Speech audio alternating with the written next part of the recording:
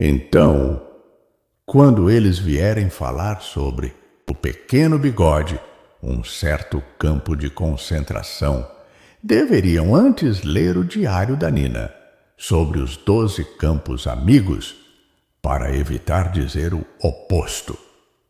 Yakimov também tem uma história sombria ligada a campos de concentração e trabalho forçado, especialmente durante o período comunista na Tchecoslováquia. Após a Segunda Guerra Mundial, as minas de urânio em Yakimov tornaram-se extremamente valiosas. O urânio extraído era enviado para a União Soviética, onde serviu ao desenvolvimento do programa nuclear. Entre o final da década de 1940 e o início da década de 1960, o regime comunista tchecoslovaco criou campos de trabalho forçado em torno de Yakimov.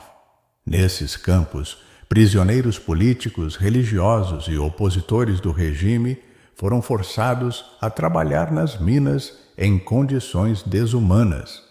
Estima-se que milhares de pessoas foram detidas e muitos morreram devido à radiação, fome, doenças e maus tratos. Atualmente, há um memorial em Yakimov chamado Yakimovsky Peklo, Inferno de Yakimov, que homenageia as vítimas dos campos.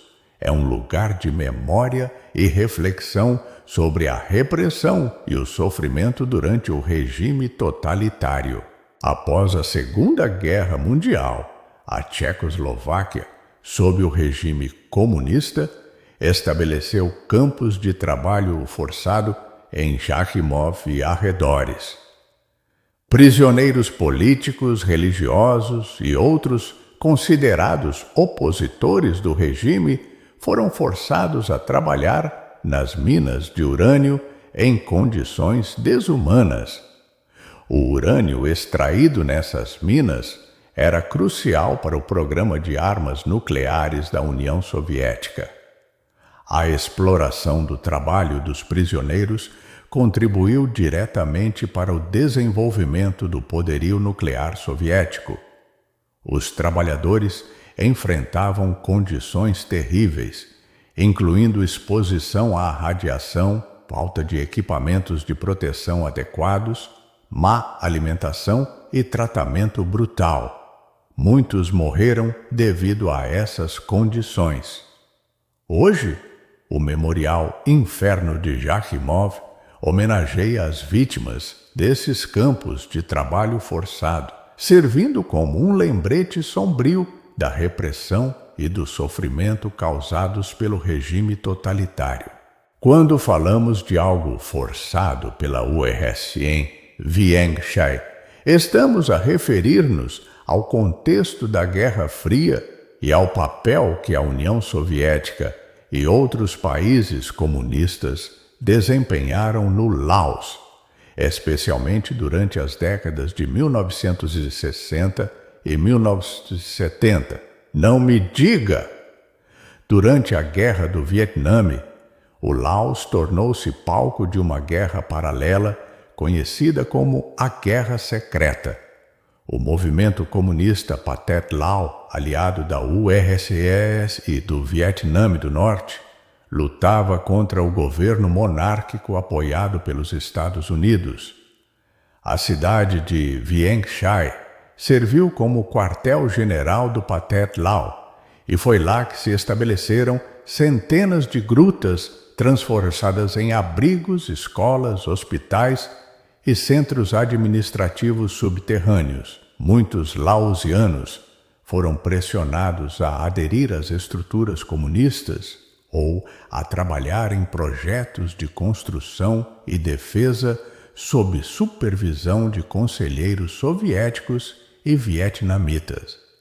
Portanto, pode-se dizer que, embora não fosse um sistema de trabalho forçado clássico, existia um controle ideológico e social fortemente imposto pela URSS e pelos aliados comunistas, limitando a liberdade de escolha e impondo uma estrutura rígida de obediência política.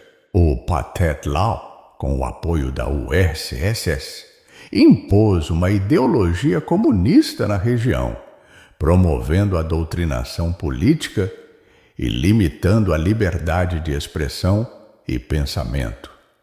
Muitos laosianos foram pressionados a se juntar às fileiras do Pathet Lao ou a trabalhar em projetos de construção e defesa, muitas vezes sob condições precárias e com pouca ou nenhuma remuneração.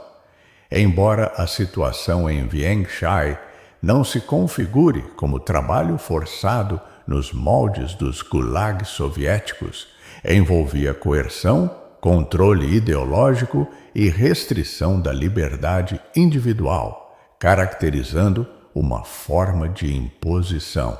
Spás foi um campo de trabalhos forçados e prisão política, ativo especialmente entre as décadas de Mninsta. Ficava numa zona montanhosa remota, e os prisioneiros, muitos deles intelectuais, opositores do regime e religiosos, eram obrigados a trabalhar em minas de cobre sob condições extremamente duras. Hoje, o local é considerado um símbolo da repressão comunista na Albânia e há esforços para o transformar em memorial. Localizado numa área montanhosa remota, os prisioneiros, incluindo intelectuais, opositores do regime e religiosos, eram forçados a trabalhar em minas de cobre em condições extremamente duras. Atualmente, o local é considerado um símbolo da repressão comunista na Albânia e há esforços para transformá-lo em um memorial. O regime comunista de Enver Hoxha lançou uma repressão contra clérigos e religiosos, destruindo cerca de 200 igrejas, mesquitas e outros edifícios religiosos. Burhel também abrigou uma prisão de alta segurança para prisioneiros políticos, conhecida por top tortura e condições desumanas. Muitos dos detidos nunca voltaram para suas famílias, assim como Spás. Agora é lembrada como um símbolo do sofrimento e resistência daqueles que se opuseram à ditadura de Enver Hoxha. Burhel era conhecida como uma prisão de alta segurança, principalmente para prisioneiros políticos considerados perigosos para o regime. Os prisioneiros sofriam abusos físicos e psicológicos, além de serem submetidos a condições de vida desumanas, como superlotação, falta de higiene e alimentação inadequada. Muitos dos detidos em Burhel nunca voltaram para suas famílias, seja porque morreram na prisão devido a maus tratos ou porque foram executados. Assim como Spás, Burhel agora é lembrada como um símbolo do sofrimento e resistência daqueles que se opuseram à ditadura de Enver Hoxha, o líder comunista albanês que governou a Albânia até sua morte em Mito. Ele foi o primeiro secretário do Partido do Trabalho da Albânia de 1941 até sua morte. É importante notar que esses locais de memória, como Spás e Burhel, desempenham um papel fundamental na preservação da história e na conscientização sobre os horrores dos regimes totalitários para que nunca mais aconteçam. O caso Nazino, prezados, é a demonstração de que certas boas intenções, com seu jeitinho de vamos ajudar, terminam em resultados, digamos, desagradáveis.